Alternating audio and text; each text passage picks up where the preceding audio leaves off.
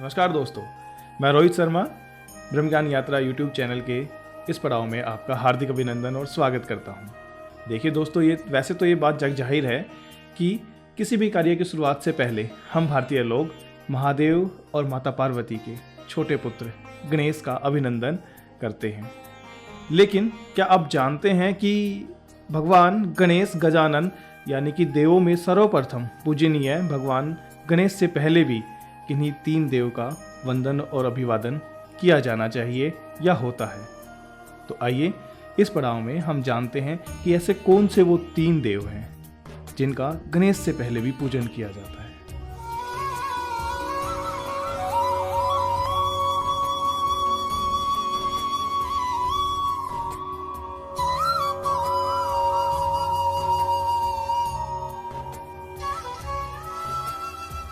मैंने कई सारे गायकों को और कथावाचकों को एक छोटी सी अर्चना या मैं ये कहूँ कि प्रार्थना कहते हुए सुना है, तो क्यों ना आइए मैं आपको वो सुनाता हूँ। ओम नमो नमो मात पिता जिनते रचा शरीर, नमो नमो गुरु मांगे राम मस्ताना बाबा जी, जिन्हें किया भजन में सीर। नमो नमो श्री विघ्न हरण मंगल करण ओ श्री गणपति जी गणेश। नमो नमो माँ शारदा सरस्वती, वाणी बुद्धि ज्ञान तुम दीजो हमेश।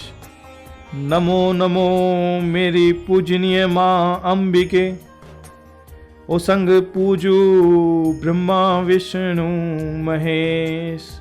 दीजियो आशीष तुम सरव देव, तो कटे मेरे सभी कलेश। तो दोस्तों, ये अर्चना या प्रार्थना सुनकर आपको इतना तो समझ आ गया होगा कि भगवान गणेश गजानन से पहले किन की पूजा की जानी चाहिए या किस स्थान पे पूजा की जानी चाहिए, अर्चना की जानी चाहिए। जो प्रार्थना या अर्चना थी उसमें सर्वप्रथम माता और पिता की बात थी। तो जो पहले जो 2 देव हैं वो आपके माँ और बाप हैं। लेकिन उसके बाद सबसे उत्तम स्थान जो माना जाता है वो आपके गुरु का माना जाता है। वो गुरु कैसे कि मानो इस संसार, इस भौतिकी संसार में हमें लाने वाले तो माता पिता ही है ना, लेकिन इस भौतिकी संसार से हमें अवगत कराने वाले हमारे गुरुदेव हैं। एक गुरु ही आपको वो सूक्ष्म से सूक्ष्म ज्ञान देता है जिसके द्वारा आप इन सब चीज़ों को जान पाते और समझ पाते हैं। गुरु ही वो सीढ़ी है कि जो भगवान तक पहुंचा देती है।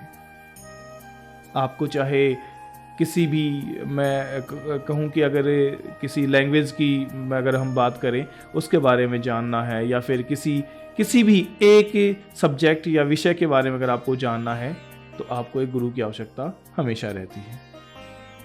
गुरु ही हर भेद बतलाता है।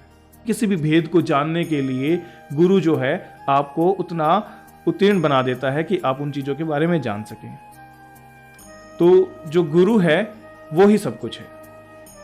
माता पिता तो है ही हैं, लेकिन उसके बाद सबसे ऊंचा स्थान गुरु का है कि गुरुर् ब्रह्मा गुरुर् विष्णु गुरुर्देवो महेश्वरा, गुरु साक्षांग परम ब्रह्म परमेश्वरम तस्मै श्री गुरुदेवाय नमो नमः। तो यानी कि जो गुरु हैं, गुरु ही ब्रह्मा है, गुरु ही विष्णु है। यानी कि मैं ये कहूँ कि मेरा सर्वस्व जो है वो गुरु को निछावर है, तो कोई अतिशोक्ति नहीं होगी। तो इस तरीके से आपको पता चल गया होगा कि जो पहले जो 3 देव हैं वो माता पिता और गुरु हैं। हाँ, फिर उसके बाद देवों में सर्वप्रथम पूजे जाने वाले भगवान गणेश गजानन का अभिवादन या मैं कहूँ कि उनके लिए प्रार्थना अर्चना की जा सकती है। लेकिन सर्वप्रथम 3 देव, वो आपके माँ बाप और आपके गुरुदेव।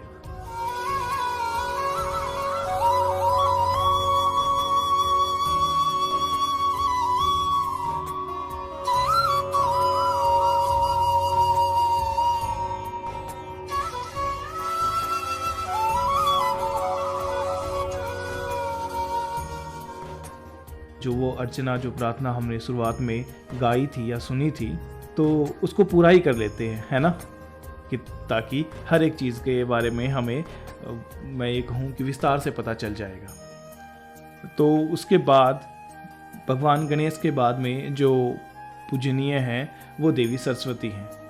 तो उनके लिए जो उसमें प्रार्थना में, जो अर्चना में जो लाइन थी, वो एक बार दोबारा दोहराते हैं। नमो नमो माँ शारदा सरस्वती, वाणी बुद्धि ज्ञान फल तुम दीजियो हमेश। तो दोस्तों, देवी सरस्वती जो है विद्या और ज्ञान की देवी है।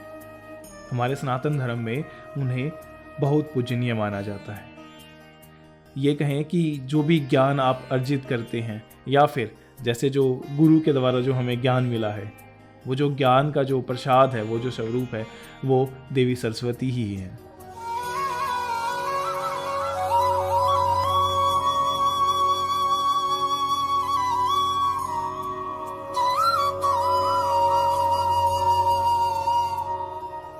अब किसी के पास भी जाना है, किसी भी देव की पूजा करनी है, आपको कोई भी साधना करनी है या कोई भी ज्ञान अर्जित करना है, तो आप सर्वप्रथम देवी सरस्वती की आराधना और वंदन कीजिए।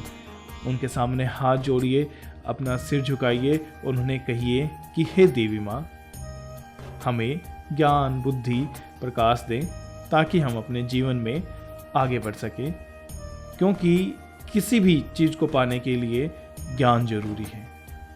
तो वो ज्ञान कहाँ से मिलेगा? देवी सरस्वती से। तो पहले माँ बाप, फिर गुरु, उसके बाद सर्व पूजनीय गणपति गणेश, और फिर देवी शारदा सरस्वती। इसके बाद जो प्रार्थना के अंदर लाइनें थे, आइए उनको देखते हैं और उसमें किसके बारे में वंदन किया गया है वो जानते हैं।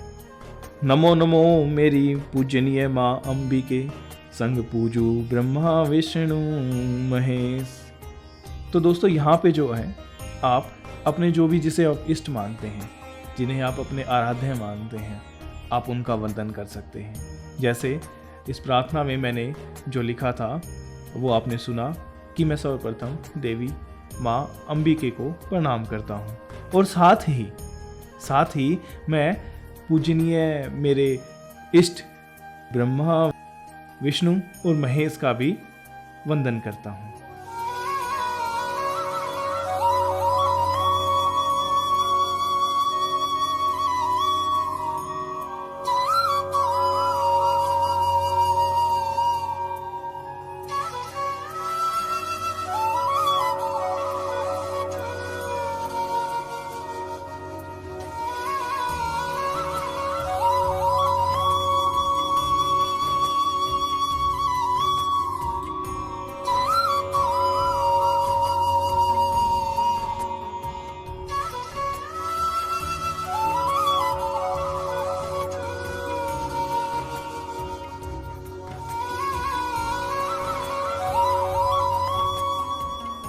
इस प्रकार आप अपने जो, जिसको भी आप अपना इष्ट मानते हैं, चाहे आप भगवान विष्णु को अपना इष्ट मानते हैं, या ब्रह्मा जी को अपना इष्ट मानते हैं, या अन्य किसी भी देवी देवता को अपना इष्ट मानते हैं, तो माता पिता, गुरु और गणेश और सरस्वती वंदन के बाद आप अपने इष्ट का पूजन कर सकते हैं। जैसे मैंने माँ अंबिका के साथ भगवान महेश, विष्णु और ब्रह्मा जी का वंदन किया। इसके बाद जो है एक सबसे बड़ी चीज़ आती है कि देखिए, आप कुछ चीज़ों को मानते हैं लेकिन कुछ चीज़ों को नहीं मानते, लेकिन आपके मानने या ना मानने से ये चीज़ तो नहीं हो जाती ना कि वो चीज़ें संसार में अपना अस्तित्व नहीं रखती।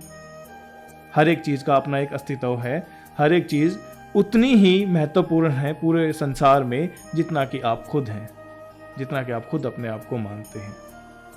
तो उसी प्रकार, उसी मैं ये कहूँ कि पड़ाव में आगे बढ़ते हुए फिर हम सर्वदेव को पूजनीय मानते हैं और हम सबकी पूजा अर्चना करते हैं। तो उसके लिए उस प्रार्थना में जो लाइनें थी, आइए उन्हें दोहराते हैं। दीजियो आशीष तुम सर्वदेव, तो कटे मेरे सर्व कलेश। सभी देवों से हाथ जोड़ के वंदन और अभिवादन करते हैं, चाहे फिर वो कोई भी देव हों, चाहे वो भले ही ये पंच तत्व क्यों ना हो, है ना, जिनसे हमारा शरीर बना हुआ है, यानी कि वह भूमि, गगन, वह वायु, अग्नि, न नीर, या और अन्य सभी देवी देवता। तो उन सबको हम हाथ जोड़ के वंदन करते हैं और उनका अभिवादन करते हैं, उनको नमस्कार करते हैं कि हे देव, आप सब हम पे अपनी कृपा बनाए रखें और हमें हमारे जीवन में उन्नति की राह पर चलाएं। आप सबसे मेरा अनुरोध है कि आप सब अपने आशीष हमें प्रदान करें। तो आइए आज के इस पड़ाव में इतना ही। हम जाते हुए सभी देवों से वंदन करते हैं कि सारा संसार सुखमय रहे। ओम सर्वे भवन्तु सुखिनः, सर्वे सन्तु निरामय, सर्वे भद्राणि पश्यन्तु, मा कस्मैचित् दुःखे भाग् भवेत्। ओम शांति शांति शांति। ओम।